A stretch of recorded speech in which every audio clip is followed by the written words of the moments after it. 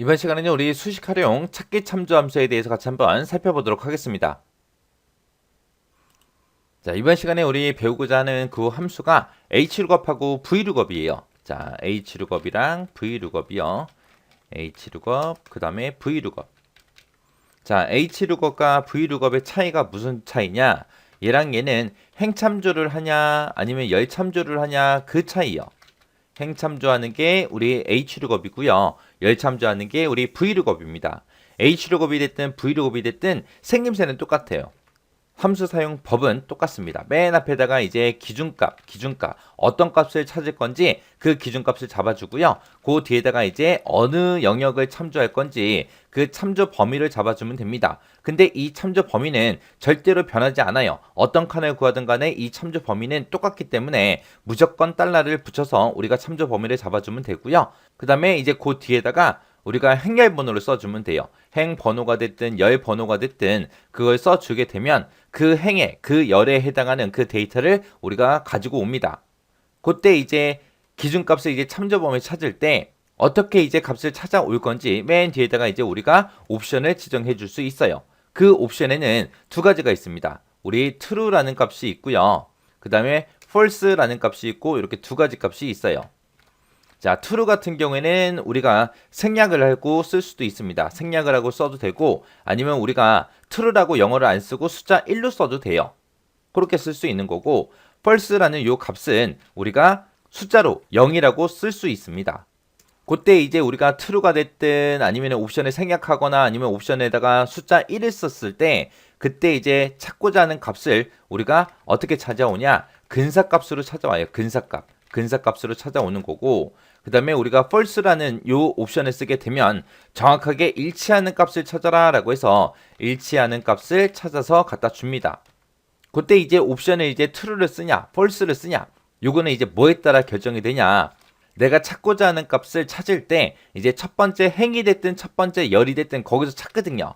그래서 첫 번째 행이 됐든 열이 됐든 그곳에 들어있는 그 값들이 오름차순으로 정렬이 되어 있을 때 우리가 true라는 그 옵션을 쓸 수 있습니다. 만약에 첫 번째 행이 됐든 열이 됐든 그곳의 값이 정렬이 만약에 안 돼 있어요. 정렬이 되어 있지 않을 때는 우리가 정확하게 일치하는 값 찾아라 라고 해서 우리가 옵션을 false라는 옵션을 우리가 꼭 써줘야 됩니다. 그래야 정상적으로 결값이 구해져요. 자, 그럼 이제 문제를 보고 우리가 한번 풀어보자고요. 자, 문제를 보니까 다음 표에서 참여 횟수 표가 있대요. 자, 지금 참여 횟수 표가 지금 여기 있죠. 이 표를 참조해서 참여도를 구하래요. 자, 참여도가 지금 이 부분이요. 여기다가 이제 참여도를 구해라. 자, 그럼 이 참여도 먼저 한번 구해보자고요. 자, 지금 보니까 이제 참여 횟수가 0일 때 소극적, 5일 때 보통이다, 9일 때 적극적이다 하고 돼 있는데 이 첫 번째 사람의 참여도는 이 참여 횟수 9에 해당하는 걸 가지고 와야죠. 그리고 두 번째 사람 거는 요 8에 해당하는 참여도를 가지고 와야 되고 세 번째 사람 거 계산할 때는 6에 해당하는 그 참여도를 우리가 가지고 와주면 돼요. 근데 지금 우리가 참여 횟수를 가지고 있긴 하지만 내가 가지고 있는 이 데이터만 가지고는 우리가 참여도를 구할 수가 없죠. 그래서 다른 표에 있는 이런 거를 참조를 해야 돼요. 그때 이제 참조하고자 하는 그곳의 값이 행 단위로 이렇게 들어있죠. 0이다, 5다, 9다 하고 행 단위로 들어있고 그 다음에 참여도도 마찬가지로 소극적이다, 보통이다, 적극적이다 해서 행 단위로 들어있습니다. 이렇게 참조하고자 하는 그곳의 데이터가 행 단위로 그렇게 들어있을 때는 우리가 hlookup이라는 요 함수를 사용해야 돼요. 자, 그러면 hLookup 한번 써보자고요. 는 써주고요. 그 다음에 hlookup이라고 써주고 가로 열어주고요. 그 다음에 이제 맨 앞에다가 이제 기준값 찍어줘야죠. 자, 기준값은 얘를 참여도가 아까 9였어요. 그 9에 해당하는 걸 찾아라. 찾긴 찾는데 어디서 찾냐? 이 범위에서 찾아라. 그때 우리 참조 범위에는 무조건 뭘 붙인다? 달러를 붙인다 그랬어요. 왜? 내가 첫 번째 사람의 참여도를 구할 때도 이 범위를 참조해야 되고 두 번째 사람 거를 계산을 하더라도 이 범위를 참조해야 돼요. 세 번째가 됐든 네 번째가 됐든 다섯 번째가 됐든 여섯 번째가 됐든 무조건 우리는 이 참여도를 이곳에서 가지고 오는 거라 이 범위는 절대로 변하지 않습니다. 그래서 우리가 절대 참조 형태로 그렇게 이제 참조하게끔 만들어줘야 돼요. 그리고 나서 컴마 찍어주고요.